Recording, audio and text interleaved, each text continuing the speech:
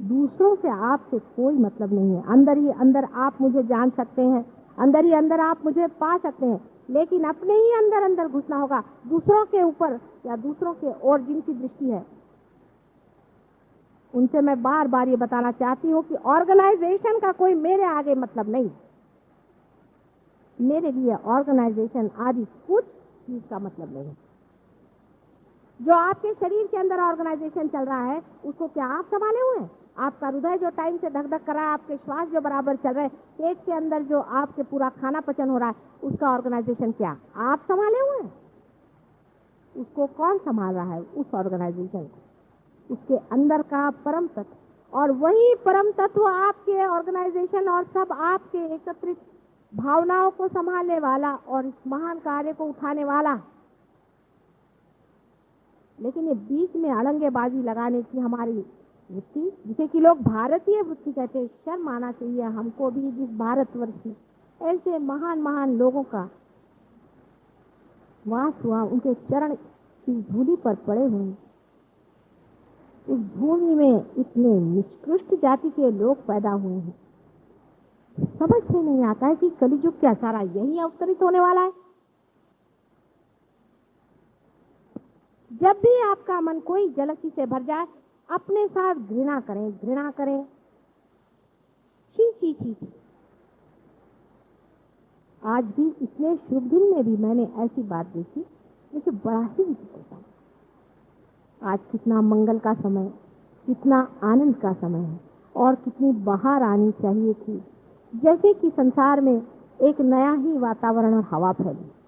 उसके जगह देखती क्या हूँ कि जलसी की बात है। यही दुश्मन है हमारे। याद रखिए, हमारे महत् कार्य में, हमारे परम कार्य में परम तत्व जीना चाहता है, पनपना चाहता है, फूटना चाहता है सारे संसार के सुख और आनंद और शांति की। आप लोग जरा संभल के रहे, आप लोग जरा संभल के रहे और उसको पालें। सहयोग का जो एक छोटा सा दोष है, उसे समझ लें कि आपकी स्वतंत्रता पूरी तरह से मानी जाएगी। आपकी स्वतंत्रता पूरी तरह से मानी जाएगी और उसका पूरा आदर होगा। अपनी स्वतंत्रता का उपयोग आप अपने को परतंत्र करने में मत लगाइए। अपनी स्वतंत्रता की इज्जत करें और अपनी स्वतंत्रता को जानें। बाजी हमारी होगी। आज कुछ लोग नए हैं यहाँ पर, बहुत से लोग पुराने भी हैं, जो पा चुके हैं, जिनके पास में वाइब्रेशंस हैं। आपके वाइब्रेशंस मुझे खींचते हैं। आप में वाइब्रेशंस बहुत ज्यादा हैं, लेकिन उसका कुछ अंदर ईको कम आता है। उसके अंदर प्रसाद कम आते हैं। बहुत वाइब्रेशंस हैं आप में। मुझे खींच लाए लंदन से, मैं भागी चली आई उसी वाइब्रेशंस की वजह से। ऐसा लगा कि एक सहस्त्र दलों का कमल खिल रहा है बंबई में। कमल अपनी जगह खिल रहा है, लेकिन पंखुड़ियां अभी तक निर्जीव नजर आती। उसे में जीवन हो, अपने जीवन को वो जाने, वो सुगंधित हो और हर एक पंखुड़ी में से सुगंध सारे संसार को व्याप्त कर ले। उसी दिन स्वर्ग और परमात्मा सभी एकाकार आपको यहाँ नजर आ जाएंगे। अब सब लोग मेरी ओर हाथ करें, और जो लोग रियलाइज होकर के भी छोड़ दीजिए, खेलने दीजिए, बच्चे को मत। जो लोग रियलाइज होकर के भी थोड़े बहुत जलवल रहे हैं, वो लोग हाथ को झटकें या हिल रहे हैं और झटक लें। वो 2 मिनट में बात खत्म हो जाएगी। वो बात दो फलाने और ढिकाने। ऐसे कौन बड़े भैडी लगे हुए हैं दुनिया में, तो मैं देख लूं जा करके कि जिनके अंदर से वाइब्रेशन आते। सब ढोंगी लोग हैं, भोंदू लोग हैं, और आप लोगों के हाथ से वाइब्रेशन आ रहे हैं जिसका वर्णन बड़े बड़े महात्माओं ने बड़ी ऊंची दशा में जब मनुष्य पहुंचता है तब मिलता है इस तरह से। लेकिन आप कर्तृत्व सीखिए, कुछ करके दिखाना है, ये बात है। मैं देखती हूँ, मुझे बड़ा आश्चर्य लगता है और पतन हो जाता है। चालाकी कर, चालाकी से धर्म कभी नहीं अंदर खड़ा हो सकता। और मेरे साथ चालाकी, सारी चालाकी आई कहां से? मेरे ही पेट से आई है। उससे चालाकी करते हैं, मेरे सामने बड़े साधु महात्मा बन के बैठते हैं। उस चालाकी को त्याग। ये जो कुछ वाइब्रेशंस है, ये तुम्हारे अंदर का थोड़ा बहुत जो भोलापन है वही बह रहा है। ये जो थोड़ा सा तुम्हारे अंदर भोलापन आया है तुम्हारी माँ से, वही बह रहा है भोलेपन में। भोले आदमी को कोई ठग नहीं सकता, ये सत्य। और ठगेगा तो भी ऐसा नाटक बनेगा कि ठगने वाला ही ठग जाएगा। रावण के चक्कर में अगर सीता जी फंस गई थी, उनके भोलेपन का एक दर्शन है। लेकिन मजाल नहीं कि उनका वो हाथ पकड़ सके या उनसे कोई बदतमीजी कर सके। भोलेपन की तेजस्विता कहाँ और रावण की चालाकी कहाँ? एक साधारण स्त्री अबला, उसके ऊपर किसी भी तरह का वो हमला नहीं कर सकता। और जब तक सीता जी को अपने सर पे उठाए रखा, उसे अपनी साक्षात माँ याद आती। उसका सारा बड़प्पन एक छोटे बच्चों जैसा होगा। सत्य अनुसुईया की कहानी आपने सुनी है ना? ऐसा ही श्री रावण जी का हाल था। इसलिए अपने भोलेपन को न त्यागी। अपने भोलेपन में, सादगी में, सहज योग में उतरिए। वही आपको अत्यंत कर्तृत्व शक्ति दे।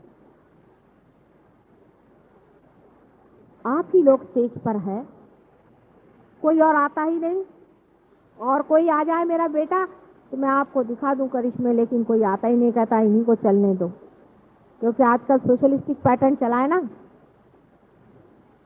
सामान्य जनता से ही असामान्य काम करना है, सामान्य लोगों से ही असामान्य करके दिखाना है। इसीलिए ऐसे कोई आते नहीं, और आते तो जंगल में जाके बैठते हैं। आप लोग स्टेज पर आए हैं, बैकग्राउंड में सब लोग बैठे हैं गण आदि, इसका आपको पता भी लगेगा। लेकिन याद रखना कि एक एक आपकी एक्शन, एक एक आपकी बात जो आप मुझसे छुपाएं और गड़बड़ियां करें, सब चीज उनके पास लिखी जा रही है। और वो ऐसा आपको टांग अड़ा कर गिराएंगे कि फिर कहिएगा मुंह के बल आकर कि माँ ये क्या हुआ, हम तो तुम्हारी ही सेवा करते। उनसे आप पार नहीं आ सकते। इसलिए मैं बार बार आपसे बता रही हूं कि बच के रहना। सहज योग में बहुत ही भोलापन चाहिए, और जो आप में भोला होगा उसके साथ सारे की सारे सेवा में खड़े, उसके चरणों में पड़ने के लिए तैयार है। किसी भी चालाकी में घुसने का प्रयत्न न करें। फिर आप बचे हुए हैं, फिर आप प्रोटेक्टेड हैं, फिर आप मेरे कवच में हैं। चालाकी से बचिए।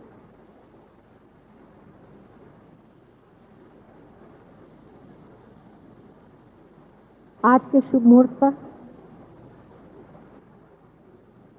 आपसे बार बार एक ही कहना है कि कोई क्षण अपने जीवन में ऐसे महत्वपूर्ण होते हैं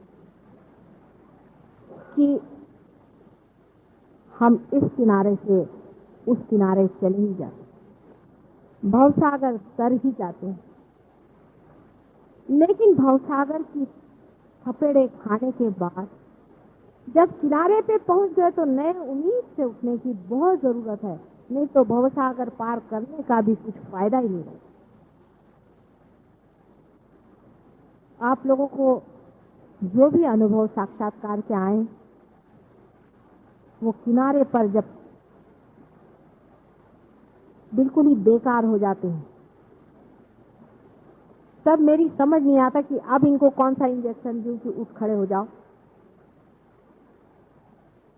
हर एक को आज प्रतिज्ञा करनी चाहिए, जो लोग पार हैं, कि हमारे हाथों से बहुतों के हृदय में दीप जले और जो आनंद हमने उठाया है वही हम सबको बांटे। इसकी प्रतिज्ञा आप सबको करनी चाहिए। इसके लिए हम क्या कर रहे हैं, हम इसके लिए क्या प्रयत्नशील हैं। इतने शिष्य तो कभी भी किसी भी गुरु से नहीं होंगे जितने मेरे बच्चे हैं, और शिष्य से भी कहीं अधिक बच्चे अपने होते हैं। लेकिन कलयुग का मामला और माँ का हिसाब किताब जोड़ ले, इसे बहुत बचने की जरूरत। माँ की स्थापना कलयुग में बड़ी मुश्किल से होती है, अगर हो जाए तो ऐसा आदमी परम शक्तिशाली हो सकता है। दूसरों से लड़ने में अपनी शक्ति व्यर्थ न करें, आपस में लड़ाई झगड़ा लगाने में अपनी शक्ति व्यर्थ न करें, दूसरों की ओर देख करके अपनी शक्ति नष्ट न करें, लेकिन अपने से लड़िए, खुद से लड़िए, अपनी ओर देखें, अपनी ओर नजर करें और अपने से पूछो कि क्यों मैं इतना निर्बल हो रहा हूं, क्या बात है, क्यों, आखिर क्या, कौन सी ऐसी बात है जो हमने आपको दी नहीं, कौन सी ऐसी बात है जो हमने आपको समझाई नहीं। आपने कहा हमें शरीर ठीक दो, भाई शरीर ठीक दे दिया। किसी ने कहा हमारे बाल सफेद कर दो, उनके बाल सफेद कर दिए। किसी ने कहा हमारे काले कर दो, उसके बाल काले कर दिए। किसी ने कहा बेटा दे दो, उनको बेटा दे दिया। किसी ने कुछ मांगा, वो दे दिया। किसी ने कहा माँ इसका सारा ज्ञान बताओ, सारा गोप से गोपनीय ज्ञान बनाने की बैठे। किसी ने कहा माँ हमें ये चीज दे दो, वो चीज। सब देने के बाद भी अगर ऐसा ही निठल्लापन है तो फिर क्या किया जाए भाई, देकर हम लेने वाले तो नहीं है, लेकिन आपको और कुछ अगर पाना ही है उठना होगा, बगैर उठे काम नहीं होगा। आज के दिन जरूर सबको अपने मन ही मन प्रतिज्ञा करनी है। छोटी छोटी चीजों में मैं देखती हूँ कि मनुष्य घबरा जाता है। जैसे एक साहब को मैंने कहा यहाँ बैठिए, दूसरे से कहा वहां बैठिए, फिसल गए। एक को मैंने चिट्ठी लिखी, दूसरे को नहीं लिखी, फिसल गए। कोई साहब थे, उनको मंत्र गाने को कहा, दूसरे को इसको कहा, इस पर फिसल। ये क्या है?